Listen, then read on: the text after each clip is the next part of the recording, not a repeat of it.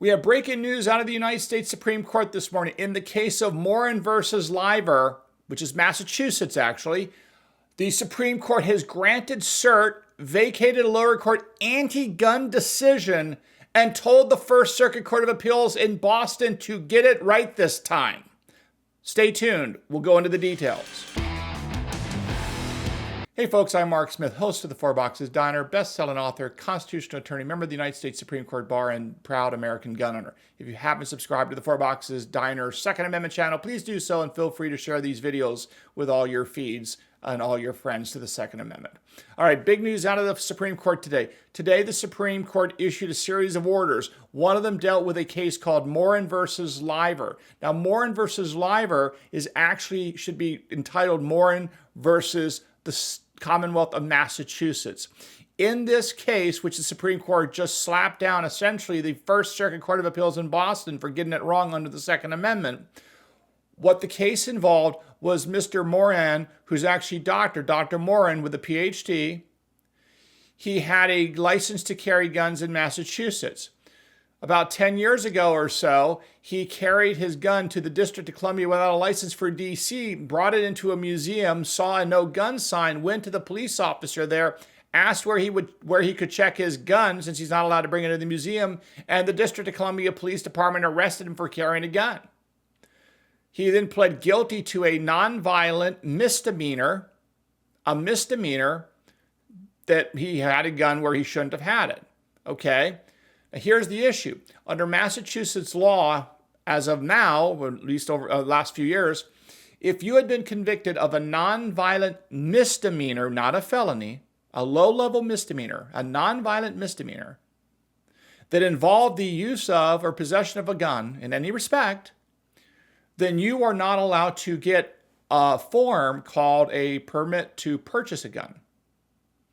So you could get various other gun permits in theory, but you could not actually acquire a gun by buying a gun because you could not get this gun permit to buy a gun if you had that one low-level misdemeanor conviction. You were banned for life. I repeat, for life. No exceptions. So because he, asked to check his gun and was arrested in D.C. and pled guilty to a nonviolent misdemeanor in D.C. for carrying a gun. By the way, he had a Massachusetts carry permit at the time, but he didn't have one for D.C. So he pled guilty to a nonviolent misdemeanor, low-level misdemeanor, no jail time, nothing like that. But in Massachusetts, they would not give him a permit or a license or a document that allowed him to buy a new gun. And the First Circuit Court of Appeals, which is the Court of Appeals below the U.S. Supreme Court in Boston, said, look, this is constitutional under the Second Amendment for two reasons. One is you can still get a gun. For example, you can inherit a gun. So it's not actually a gun ban. Think about that for a second. Because you're not allowed to buy a gun, it's not a gun ban because you might be able to inherit a gun. So you might still be able to get a gun to exercise any limited Second Amendment rights that might exist, suggesting there is no Second Amendment rights, but we know that's not true. The second major mistake the Court of Appeals in Boston made was they applied intermediate scrutiny. Now, you know from this channel, if you hear anything like the tiers of scrutiny, intermediate scrutiny, strict scrutiny, rational basis, you hear any buzzwords like that, you go running for the hills. That is a euphemism. That is a metaphor for what? For balancing away your rights. It is an excuse, a door opening for a judge to balance your right to keep and bear arms on the one hand against the so-called usually fake interest, governmental interest proffered by the government that why they need to regulate guns. Supreme Court in the Nysurpa versus Bruin cases, that crap is tossed out, which is exactly what we talked about on this channel before Bruin. That is crap. That's not how the Constitution works. The balancing of interest was done by the Founding Fathers when they wrote the document. No court is allowed to second guess the Founding Fathers. If somebody wants to amend the Constitution, have at it. But until then, these judges are not supposed to balance away rights. And that's what Nysurpa versus Bruin said. But in the Moren versus Liver case, which is really Moren versus Massachusetts, so that's exactly what happened here. Down there in the First Circuit Court of Appeals in Boston, they balanced the man's interest to have a gun and his right to buy a gun under this law against the governmental interest to protect people from gun violence, which was a propaganda term. Gun violence doesn't exist because guns don't do anything without a person.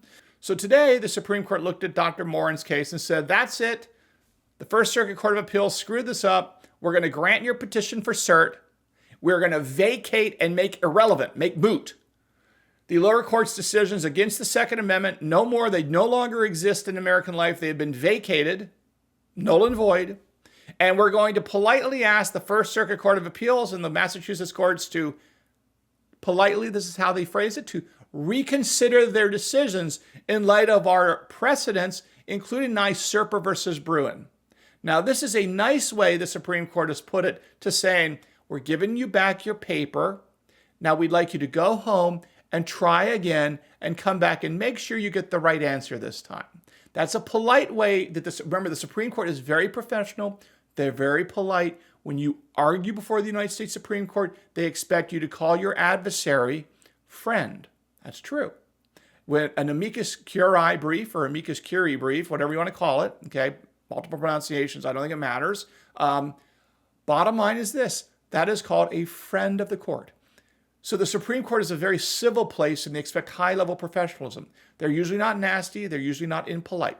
So when they tell the Boston Courts of Appeals, when they tell the federal court of Boston, we'd like you to reconsider your prior decision in light of Nysurpa versus Bruin, that is a very polite way of saying, you messed up, you got it wrong, please go fix it and get it right this time. But we're not going to be nasty about it. We're not going to insult you. We're not going to embarrass you. We're simply going to say, get it right this time, please. So this is a very good sign that the Supreme Court thinks that these kinds of laws that prohibit people from exercising their right to keep and bear arms for nonsense reasons is a no-go zone.